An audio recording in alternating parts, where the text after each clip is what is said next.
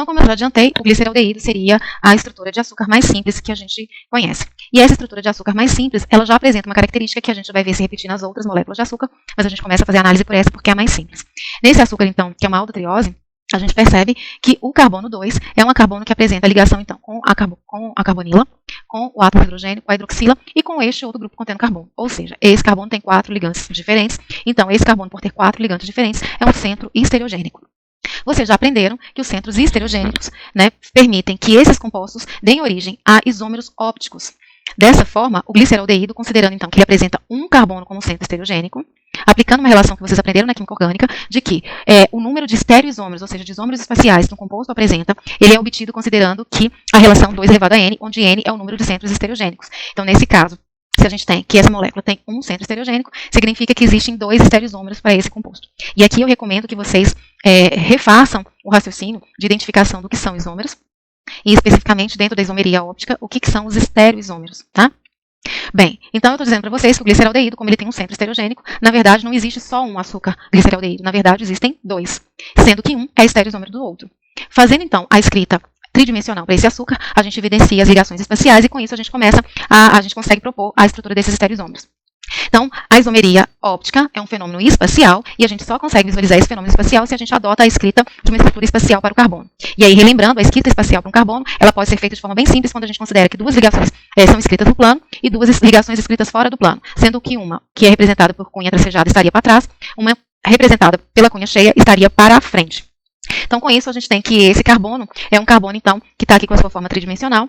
De acordo com essa representação que a gente escolheu, a gente sabe que se a gente coloca, né, se a gente conseguisse colocar um espelho à frente dessa primeira representação, se esse carbono, então, é um centro estereogênico, ao colocar um espelho na frente dessa estrutura que a gente propôs, a imagem que é projetada, essa imagem seria equivalente a uma outra forma estereoisomérica. Se essas formas estereoisoméricas equivalem, portanto, à imagem especular uma da outra, eu estou falando especificamente de estereoisômeros que nós chamamos de enantiômeros.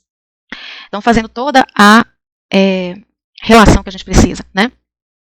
Qual é a classificação que eu dou para esses compostos? Analisando esses compostos, eu percebo que ambos têm fórmula C3, H2, 3, 4, 5, 6, C3H6, O, 1, 2, 3, O3.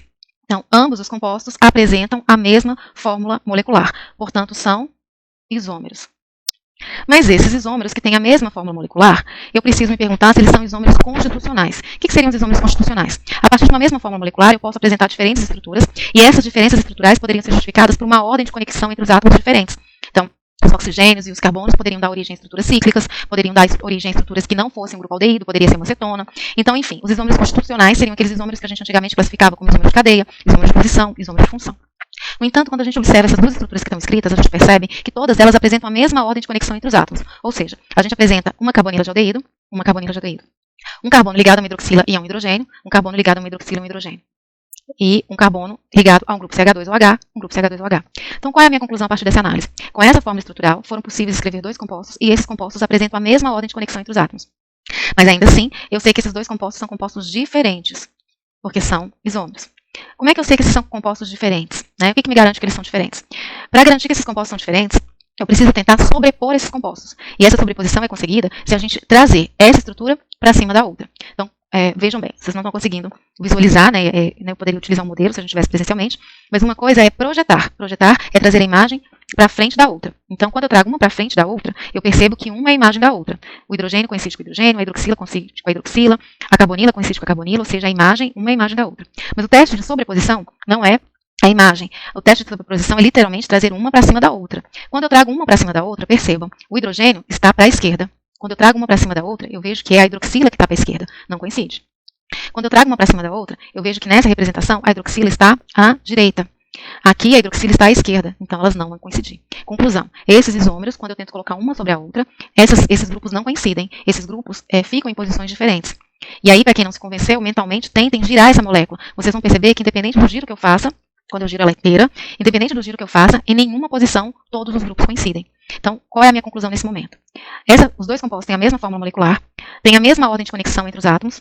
No entanto, os grupos não coincidem espacialmente. Então, significa que esses são compostos diferentes.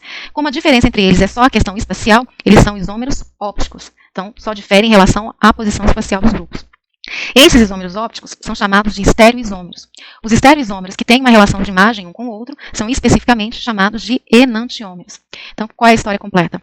O gliceraldeído, por ter um carbono assimétrico, ou seja, um centro estereogênico, ele dá origem a dois açúcares diferentes, sendo que um açúcar é a imagem do outro, ou seja, o gliceraldeído dá origem a dois açúcares enantioméricos. Vocês aprenderam lá na química orgânica que esses açúcares, como eles têm a mesma forma molecular, a mesma ordem de conexão entre os átomos e só diferem da questão espacial, esses açúcares são muito, muito parecidos. E por isso, parecidos em termos de propriedades físicas e propriedades químicas, inclusive. Eles só se diferenciam em ambientes quirais, porque são também moléculas quirais. Então, por isso, esses açúcares, apesar de ser compostos diferentes, eles apresentam os mesmos nomes. Mas se apresentam o mesmo nome, como é que a gente vai diferenciar um do outro? E aí vocês aprenderam na química orgânica que essa diferenciação acontece quando a gente determina a configuração do centro estereogênico, adicionando aos nomes as letras R e S. E aí vocês aprenderam que R e S é uma nomenclatura, então, para diferenciar esses compostos, que é definida, então, pela organização espacial dos grupos no espaço, né, a organização espacial desses grupos em relação ao centro estereogênico. Então, nesse exemplo, por exemplo, quando o grupo de menor prioridade, considerando, então, o número atômico, nesse caso, o grupo de menor prioridade é o hidrogênio. Quando esse grupo na estrutura é representado para trás, a gente define, então, que a configuração desse centro estereogênico, ela pode ser definida pelos outros grupos restantes. Então, em termos de prioridade, a gente tem que esse grupo é de maior prioridade, porque seria a ligação direta do carbono com um grupo de maior número atômico, que é o oxigênio. Esse seria o de segunda prioridade, porque a gente tem aqui um carbono fazendo duas ligações com um elemento de maior número atômico, e esse seria o número 3, porque seria apenas uma ligação.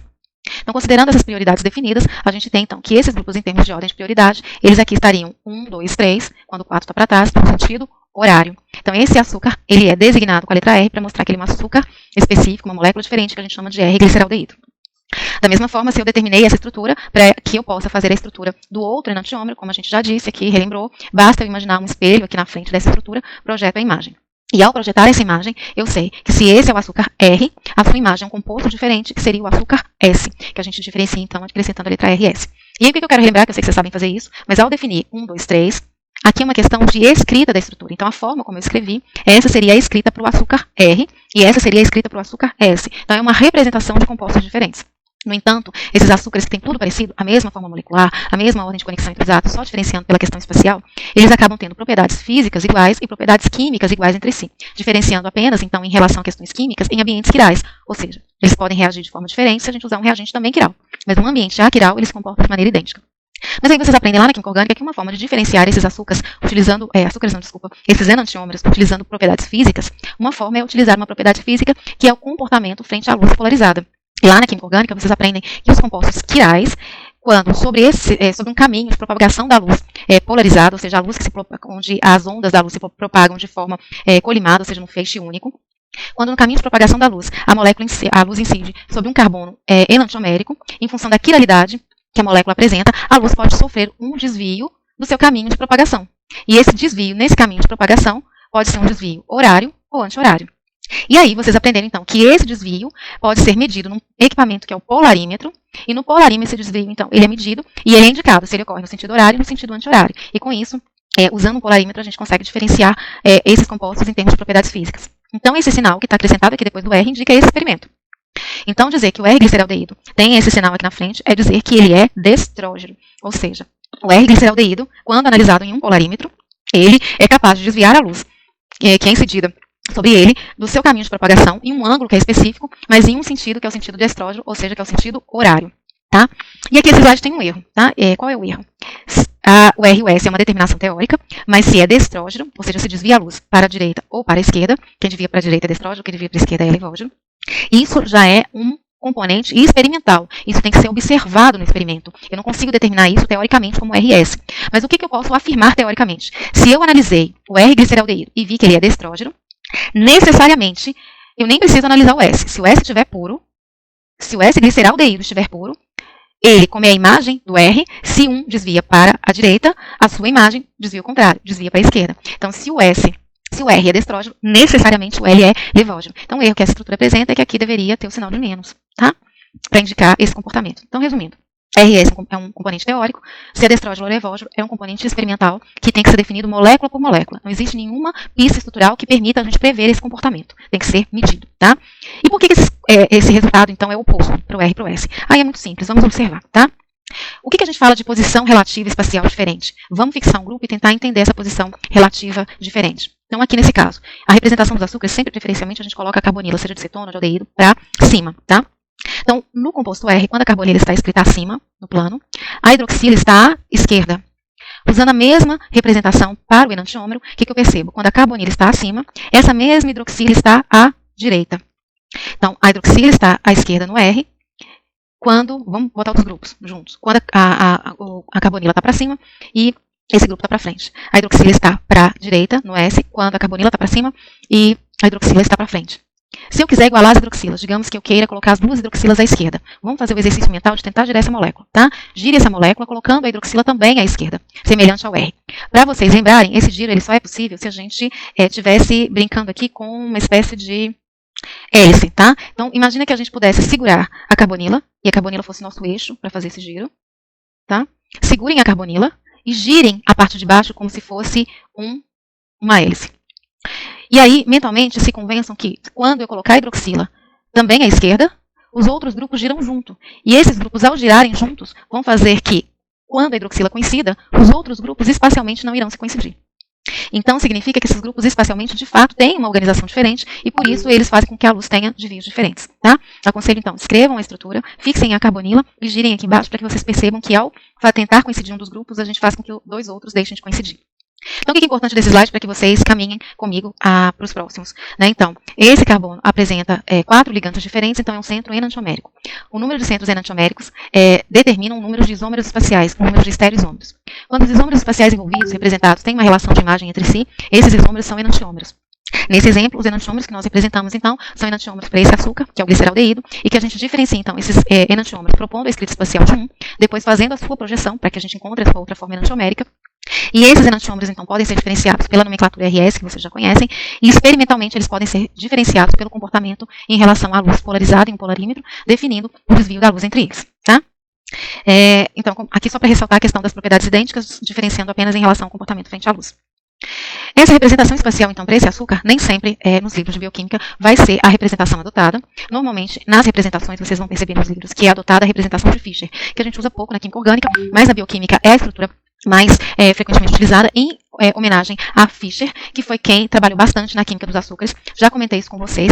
Fischer ganhou um prêmio Nobel porque ele foi o primeiro a perceber que o gliceraldeído, que era considerado um açúcar de uma única forma, um único tipo, olha que, gente, o erro se propaga, tá?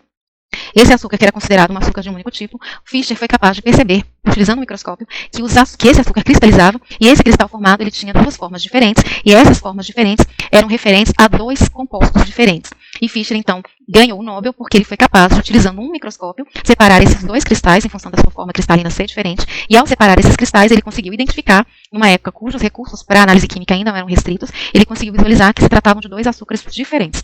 Tá? E aí, em função disso, a química dos açúcares adota a projeção de Fischer. Qual a diferença que vocês devem entender, né, para quem não se lembra lá da química orgânica? Na projeção de Fischer, o carbono quiral, ou assimétrico, ou centro estereogênico, ele é identificado como uma interseção de duas retas, e esse centro estereogênico, então, ele não utiliza normalmente a cunha preenchida e a cunha pontilhada, mas ele também tem projeção. E a gente lê a estrutura de Fischer da seguinte forma. As ligações que estão na vertical em Fischer seriam aquelas ligações que estariam para trás. Já as ligações que estão na horizontal, em Fischer, seriam aquelas ligações que estariam projetadas para frente. Então, em termos gerais, é como se eu dissesse que a estrutura estaria assim, né? Aqui para frente, e aqui seriam os grupos que estariam para trás. Para trabalhar com a estrutura de Fischer, é importante lembrar que, no exemplo anterior, eu sugeri para vocês que a gente poderia brincar com essa estrutura fazendo um giro das ligações. E é importante lembrar que, ao fazer o giro, vamos lembrar aqui duas coisas importantes, a gente pode fazer a representação de uma mesma molécula, fixando um dos grupos e gerando 3 grupos juntos. Então, quando eu fixo um e giro a posição de 3 grupos, eu faço a representação da mesma molécula de outra forma. Agora, se eu fixar uma posição e trocar 2 grupos de lugar, então uma coisa gira, outra coisa troca. Se eu trocar 2 grupos de lugar e fizer a escrita da nova representação, a nova representação com essa troca de 2 grupos, por exemplo, esses dois, seria a representação da outra forma enantiomérica. Então, resumindo, usando a estrutura tridimensional, a gente pode girar a molécula literalmente no espaço. Lembrando que, girando 3 grupos, mesma molécula. Girando 2 grupos, que equivale a trocar 2 grupos, seria escrever o enantiômero. Agora, quando eu trabalho com Fischer, Fischer não permite trocar grupos nem girar da forma que a gente gira uma fórmula tridimensional. Para trabalhar com Fischer, o que a gente faz é o que a gente chama de tombamento. Eu posso tombar a molécula fazendo giros inteiros, giros completos de 180 graus. Então, para reescrever qualquer estrutura, giros completos de 180 graus. Não posso fazer giros espaciais. No entanto, para poder propor a estrutura de um enantiomérico a partir de um primeiro que eu tenho escrito, basta eu imaginar um espelho na frente e escrever a projeção da mesma forma que a gente faria para uma estrutura tridimensional. Então, aqui, ó, hidroxila, hidroxila projetada, hidrogênio, hidrogênio projetado. Tá? Então, o único cuidado é lembrar que Fischer não permite giros. Eu vou deixar exercícios específicos para vocês se lembrarem como utilizar a estrutura de Fischer. Então, como eu falei para vocês, Fischer é um padrão de referências para carboidratos em função desse seu trabalho, que foi um trabalho considerado realmente muito importante na época. E em função disso, os legados que Fischer deixa é que Fischer, então, permite que a gente identifique o isomerismo para os açúcares. No entanto, na época que o Fischer fez esse trabalho, a nomenclatura RS, desenvolvida por Kahn e Ingold Prelog, ainda não havia sido definida. Então, com isso, hoje a gente sabe que um açúcar que Fischer isolou seria o açúcar R, diferente do outro cristal que ele separou, que seria o açúcar, o enantiômero S. Na época, essa nomenclatura não existia, então Fischer não teve condição de fazer essa diferença utilizando essa referência. Então, a diferença que Fischer viu foi baseada, então, no comportamento frente a um polarímetro.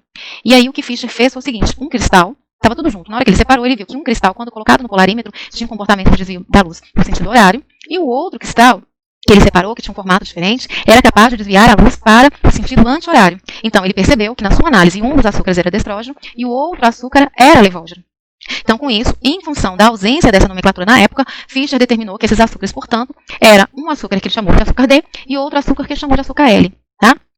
E aí, ele padronizou essa observação em relação à estrutura que ele conseguiu identificar, dizendo o seguinte, o açúcar D é aquele que, na notação de Fischer, tem a carbonila para cima, né? E quando a carbonila está para cima, a hidroxila ligado ao carbono assimétrico, ou seja, ao centro enantiomérico, ela estaria escrita à direita. Então, quando a carbonila está para cima numa estrutura de Fischer, em relação ao centro estereogênico, a hidroxila está à direita, essa foi a notação que ele usou para identificar o açúcar que ele chamou de D. E aí a gente conclui que, da mesma forma, quando a carbonila está para cima, em relação ao centro estereogênico, se a hidroxila desse centro estereogênico estiver à esquerda, aqui nós teríamos então a escrita do açúcar que ele chamou de L. Então, ele identificou a estrutura utilizando essas hidroxilas como referência em relação à sua posição espacial. Fixando, então, na projeção de Fischer da carbonila, a hidroxila do centro estereogênico à direita, açúcar D. Hidroxila à esquerda, açúcar L. E, fazendo o experimento, ele percebeu que esse açúcar que ele chamou de L era levógeno, e esse açúcar que ele chamou de D, ele chamou de destrógeno. Então, com isso, o que aconteceu? Como a gente não tinha RS definido, os açúcares que ele identificou pela primeira vez como sendo açúcares que poderiam existir em duas formas enantioméricas diferentes, antes acreditava-se que existia só uma estrutura para o gliceraldeído, depois eles perceberam que eram dois compostos diferentes. Então, a partir daí, como nessa época não existia RS, o Fischer, então, além de propor essa estrutura para os açúcares, ele também batizou os açúcares como sendo açúcares que ele chamou de açúcar da série D e açúcar da série L. Tá? E aí eu chamo a atenção. Fischer viu que o gliceraldeído, que desviava a luz para a direita era destrógeno e o que desviava a luz para a esquerda era levógeno, e coincidentemente ele viu que o açúcar levógeno para o gliceraldeído, mais tarde descobriu-se que era o S, e mais tarde descobriu-se que o açúcar destrógeno era na verdade R. Tá? E esse batismo que foi feito entre açúcar da série D e açúcar da série L permaneceu mesmo depois que RS foi definido. Mas aqui eu quero chamar a atenção para vocês, e fiquem atentos, que D e L foram nomenclaturas que foram expandidas para outros açúcares diferentes do gliceraldeído, mas essas letras, elas servem para substituir o R e o S, porque não eram conhecidas naquele momento. Então, elas têm a ver com a configuração do carbono e não com o comportamento frente à luz. Então, D e L indicam a configuração do carbono assimétrico, mas não se a substância gira a luz para a direita ou para a esquerda. De forma mais clara e mais específica, para que vocês entendam, vou colocar aqui um exemplo. O D-gliceraldeído, que foi isso que o Fischer viu, ao analisar no polarímetro, o gliceraldeído D apresentou um comportamento levógeno. Mas se eu pego um outro composto qualquer, como por exemplo o ácido lácteo também identificado como D-ácido lácteo, e analiso no polarímetro, o D-ácido lácteo, na verdade, ele é levógeno. Então, tem muita gente por aí, principalmente até de cursos da área de saúde, que saem dizendo por aí que D e L tem a ver com destrógeno e levógeno. Então, eu estou ressaltando para vocês que não. Destrógeno, levógeno, D e L só tinha a ver com o experimento de Fischer que ele fez para o gliceraldeído. Quando ele definiu uma nomenclatura e expandiu essa nomenclatura para outros compostos, D e L tem a ver, então, com a configuração do carbono assimétrico. E não tem a ver com o comportamento frente à luz polarizada, uma vez que isso não é determinado por nenhuma teoria, esse é um comportamento experimental que tem a ver com os grupos de organismos no espaço. Tá? Então, cuidado com isso. Agora, em termos de ocorrência natural, em termos de ocorrência sintética, em termos de probabilidade estrutural, então, como eu disse, toda vez que existir um carbono assimétrico, esse açúcar pode existir de duas formas diferentes, dois açúcares diferentes, um destrógeno e um levógeno. No entanto, quando eu falo de meio biológico, de meio celular, vocês sabem que todas as reações que catalisam a síntese dos compostos nas células são reações que envolvem enzimas específicas. E a gente já discutiu que as enzimas catalisam essas reações a partir da entrada de uma molécula dentro de uma cavidade, dentro da proteína, né, uma cavidade que se forma, que nós chamamos de sítio ativo. E esse sítio ativo, então, envolve uma cavidade que catalisa uma reação, e esse sítio ativo envolve a mobilização dentro de um molde, que envolve uma questão espacial. O que eu quero dizer com isso? As enzimas determinam a configuração espacial das moléculas que elas sintetizam. E o resultado disso é que as enzimas que catalisam a síntese dos açúcares são enzimas que catalisam a síntese de açúcares só da série D.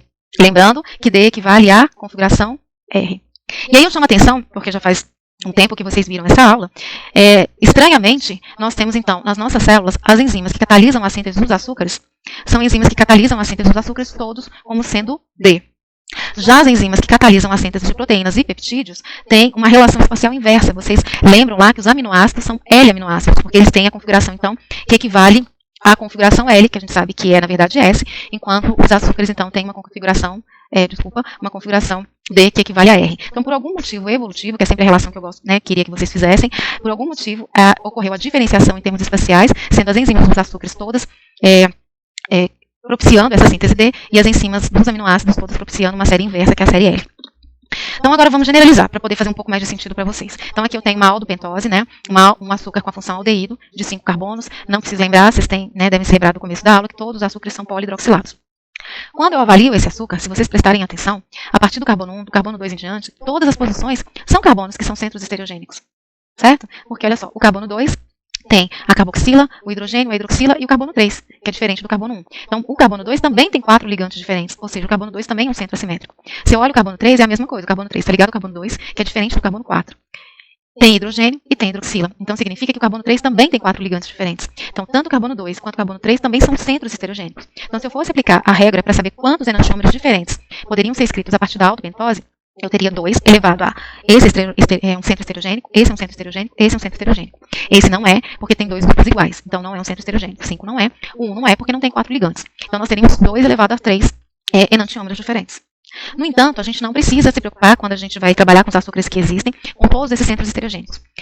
Pela prova de Fischer, a gente percebe que os açúcares diferentes que existem, eles podem ser identificados a partir de uma variação que ocorre a partir do último centro estereogênico, ou o centro estereogênico de maior número. O que é o centro estereogênico de maior número? Considerando que, em termos de grupos funcionais, o de maior prioridade é a carbonila do aldeído. Então, se a gente numera essa estrutura a partir dessa carbonila, o centro estereogênico, o último dele, o de maior número, é o 4. Então, aqui a gente aplica a prova de Fischer, aquela que ele fez em termos de nomenclatura, para o gliceraldeído. Qual foi a nossa referência? Quando a carbonila, numa estrutura que equivale a uma projeção de Fischer, quando a carbonila está escrita para cima, na estrutura, e a hidroxila está à direita, referente ao último carbono, que é o centro estereogênico. Então, carbonila para cima, o último centro estereogênico tem a hidroxila à direita. Neste caso, a gente tem a representação de um açúcar da série D. Então, a gente diz que esse açúcar, em função da configuração do último centro estereogênico, é um açúcar da série D, ou seja, ele tem a configuração do carbono, do último carbono, igual à configuração que foi determinada para o carbono assimétrico do gliceraldeído. Da mesma forma, se a gente colocar um espelho aqui e projetar a imagem desse gliceraldeído, dessa D-aldopentose, a gente teria o enantiômero dele, que seria uma L-aldopentose, tá? Aqui um outro exemplo para vocês observarem. Aqui a gente tem, não é uma aldose, a gente tem uma cetose. Nessa cetose, considerando também a numeração a partir da extremidade mais próxima do grupo funcional carbonila, a gente tem que, nesse caso, nessa autoexose, né, gente, aqui já é um açúcar de 6. O último carbono, que é um centro estereogênico, é o carbono 5. O carbono 3 também é, o carbono 4 também é. Nessa cetoexose, em relação ao último centro estereogênico, quando a carbonila está escrito para cima, nessa proporção de Fischer, e a hidroxila desse último centro estereogênico está à esquerda, nesse caso, a gente tem uma configuração para este carbono, que é uma configuração idêntica àquela que foi observada para o L-gliceraldeído. Então, aqui eu afirmo que essa é uma cetoexose da série L. Então, gente, resumindo, apesar de existir vários centros estereogênicos, a série a qual um açúcar pertence, ou seja, o comportamento desse açúcar, ele é definido pela configuração espacial do último centro estereogênico, em relação à carbonila. Então, aqueles que têm a hidroxila escrita à direita são da série D, comparado ao gliceraldeído, e aqueles que têm a hidroxila à esquerda são da série L, comparado ao gliceraldeído. Vou repetir mais uma vez, vou ser chata. Aqui, então, é dizer que a configuração do carbono 4 é a configuração R, e aí vocês podem fazer essa configuração para se convencer disso. E aqui é dizer que a configuração do carbono 5 é uma configuração, na verdade, S, tá?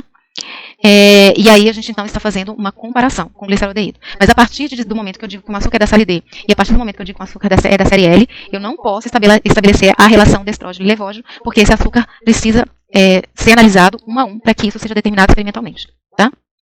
E aí agora a gente passa a ver outras estruturas de Fischer de outros açúcares diferentes do gliceraldeído para que a gente possa identificar a questão da série D e da série L.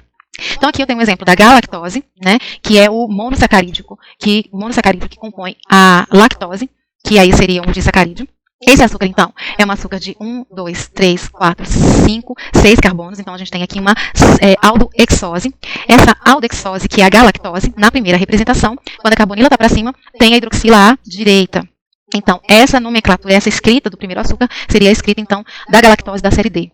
Né? Ou seja, a gente define essa série a partir da configuração do último centro esterogênico, não importa a configuração dos demais. E aí, para propor a forma enantiomérica desse açúcar, a gente propõe, então, a projeção desse açúcar, e a projeção desse açúcar, né, ou seja, a imagem espacial dele, a imagem especular, tem a hidroxila, o último carbono, à esquerda. Então, aqui a gente tem a L-galactose. Vou reforçar isso aqui. Então, a D-galactose e a L-galactose são isômeros. Os isômeros são compostos diferentes. Esses compostos diferentes só diferem, então, pela questão espacial dos grupos, né? Enquanto os grupos estão à direita, na imagem especular, esses mesmos grupos estariam à esquerda. Então, eu estou falando de isômeros espaciais e isômeros ópticos, né? Isômeros são compostos diferentes. Esses isômeros ópticos, se eles são imagem dos outros, eles são enantiômeros. Então, a D-galactose e a L-galactose são açúcares diferentes, compostos diferentes, de mesma fórmula molecular, da forma enantiomérica em função dessa relação imagem especular que um tem com o outro. Tá? Agora, no entanto, se a gente compara aqui, por exemplo, a ribose tem 5 carbonos, então é uma aldopentose. Se a gente compara a ribose para a arabinose, que é outro tipo de açúcar, a gente percebe que a arabinose também é uma aldopentose. Mas vamos aqui para a configuração do último carbono, que é o que a gente vem fazendo. Quando a gente compara esses dois açúcares, quando a carbonila está para cima, na arabinose a gente percebe que a hidroxila do último carbono aqui está à direita, a hidroxila do último carbono aqui também está à direita. Ou seja, direita, direita. Então significa que esse açúcar é da série D e esse também é da série D. Então os dois são identificados com o D na frente do nome. No entanto, eu poderia pensar, então os dois são aldopentoses. Então significa que tem aldeído e 5 carbonos, são polihidroxilados. Então são o mesmo açúcar? Não. Vocês já estão vendo aqui pelo nome que o nome já sugere que são açúcares diferentes. E são mais diferentes do que aqueles exemplos anteriores, porque a gente percebe aqui que eu não estou falando da D-ribose, da L-ribose, eu estou falando da arabinose, ou seja, tem até um nome diferente. E essa diferença, se vocês observarem, ela está aqui na posição 2. O segundo carbono, se a gente compara, e aqui entra aquela questão que eu falei no começo, da diferença de projeção e de sobreposição. Se a gente observar aqui, a gente vai perceber que se eu trouxesse a arabinose para cima da ribose, vocês iam perceber que esse hidrogênio, uma molécula em cima da outra, esse hidrogênio coincide com esse hidrogênio coincide com esse hidrogênio, essa hidroxila coincide com essa, e essa hidroxila coincide com essa. E esses grupos, claro, não são quirais, iriam coincidir também. No entanto, eu poderia pensar, todos os grupos coincidem, então seria a mesma molécula. Agora, o que não coincide? Não coincide o carbono 2. Se eu trouxer o carbono 2 para cima do carbono 2 da ribose, da arabinose para cima da ribose, eu vou ver que essa hidroxila aqui não coincide com a hidroxila da ribose, porque essa está à direita e essa está à esquerda. Concluindo, a ribose seria idêntica à arabinose, porque todas as posições se sobrepõem, exceto pelo carbono 2. Exceto pelo carbono 2. E aí vocês vão ter que concordar comigo, fazendo aí um esforço de visualização especial, de que essa molécula seria completamente idêntica, exceto pela posição do carbono 2. E o carbono 2, ele é diferente, né, e equivale à imagem. Então, o 2 está espelhado, o resto não, é idêntico. Então, qual é a conclusão sobre a ribose e a arabinose? A ribose e a arabinose não são imagem. Se a gente colocar um espelho aqui, vocês vão ver que não é a imagem uma da outra. Mas é a mesma fórmula molecular, a mesma ordem de conexão entre os grupos, a única diferença espacial é a posição relativa das hidroxilas na posição 2. Então, a arabinose e a ribose são estereoisômeros. Esses estereoisômeros têm tudo igual. A única diferença é a posição espacial da hidroxila no carbono 2. Como eles não são estereoisômeros que são imagem um do outro, os estereoisômeros que não têm relação de imagem, vocês já aprenderam, são chamados de diastereoisômeros. Então não é enantiômero, enantiômero é imagem. Se não é imagem, são isômeros espaciais, são estereoisômeros do tipo diastereoisômeros. Na química dos açúcares especificamente, os diastereoisômeros que diferem na posição de um único carbono, ou seja, a diferença é só C2, na química dos açúcares, esses diastereoisômeros são conhecidos como epímeros. Então, como é que eu me refiro a esses diastereoisômeros utilizando a nomenclatura específica? Eu digo que é ribose, é epímero da arabinose em C2. Significa o quê? Que eles são isômeros espaciais, são estereoisômeros, que diferenciam na posição espacial dos grupos ligados a C2. Fazendo essa mesma análise para a idose e para a talose. Tanto a idose quanto a talose são 1, 2, 3, 4, 5, 6, são uma aldoexose. Nessa aldoexose, façam a mesma análise. Vocês vão perceber que os grupos estão todos para o mesmo lado, ou seja, seriam moléculas idênticas. No entanto, a única diferença aqui é a configuração do carbono que está na posição 3. Ou seja, quando a carbonila está para cima, a hidroxila ligada na posição 3 da idose está à direita, enquanto a hidroxila da posição 3 na talose está à esquerda. Então, é o único grupo que está diferente, o resto dos grupos estão para o mesmo lado. Então, significa que a idose e a talose não são imagem uma da outra, porque os grupos estão para o mesmo lado, não é imagem. Se a gente colocar um espelho aqui, a imagem da idose não é a talose. Então, fazendo o teste da sobreposição, a gente veria que todos os grupos coincidem, exceto pelo grupo da posição 3. Então, como um não é a imagem do outro, mas eles têm a mesma forma molecular, então a talose e a idose são compostos diferentes, são isômeros. Esses isômeros são isômeros espaciais, são estereoisômeros. Esses estereoisômeros, como não são imagens, são diastereisômeros. Na química dos açúcares, os diastereisômeros, que são diferentes por conta de uma posição só, são chamados de epímeros. Esse epímero, a diferença está em C3, então ele é um epímero em C3. Correto? E aí nós chegamos à nomenclatura do açúcar mais conhecido, que eu falei para vocês que é o açúcar mais importante, que é a glicose. E aí eu aconselho a vocês que aprendam a estrutura da glicose, porque a partir da estrutura da glicose eu posso fazer a estrutura de qualquer outro açúcar. E aí vamos também já lançar um outro argumento importante para vocês construírem raciocínios que virão na sequência. A glicose não é, por acaso, o açúcar mais abundante. Ele é o açúcar mais abundante porque ele é o açúcar mais estável, e a gente vai enxergar isso depois. A glicose é uma aldohexose, então é um aldeído com 6 carbonos. E aí, o que vocês vão entender para poder fazer a escrita dessa aldohexose? Na glicose, todas as hidroxilas estão à direita, exceto pela hidroxila da posição 3, que é a única hidroxila que está em posição diferente, já que todas estão à direita, logo ela está à esquerda. E aqui deixa eu fazer um parêntese e até retomar algo que talvez não tenha ficado mais claro. No primeiro slide, eu trabalhei com açúcar D, fiz a projeção do açúcar D e cheguei no açúcar L. Mas nos exemplos que seguiram, vocês viram que eu abandonei o açúcar L e comecei a mostrar diastereisômeros todos do tipo D. Então, eu abandonei a possibilidade da escrita de um açúcar na sua forma enantiomérica L e eu comecei a mostrar para vocês os vários tipos de açúcar D que existem. Isso por quê? Porque antes eu falei para vocês que, no meio biológico, as enzimas que catalisam a síntese dos açúcares são enzimas que catalisam uma síntese quiral e que todos os açúcares produzidos são açúcares D. Então, a partir de agora, nós vamos trabalhar vários açúcares, mas todos eles açúcares da série D. Ou seja, considerando o último centro estereogênico, numa projeção de Fischer, quando a carbonila está escrita para cima, a hidroxila vai estar sempre à direita, porque a gente vai estar sempre trabalhando agora com açúcares naturais, ou seja, açúcares da série D. Nós vamos abandonar a nomenclatura dos açúcares L, uma vez que não são naturais. E aí, a glicose, que é o açúcar mais estável, e aí na próxima aula vocês vão entender por que ele é mais estável, mas aí trabalhem com essa informação, ele é um açúcar então que é uma aldohexose. Essa aldohexose tem todas as hidroxilas escritas à direita, exceto pela hidroxila da posição 3. E aí, a gente pode usar essas duas formas de representação de Fischer. E aí vocês vão entender na próxima aula que essas hidroxilas, todas na mesma posição, elas são determinantes para a estabilidade da glicose e são determinantes para que esse seja o açúcar mais abundante no meio biológico.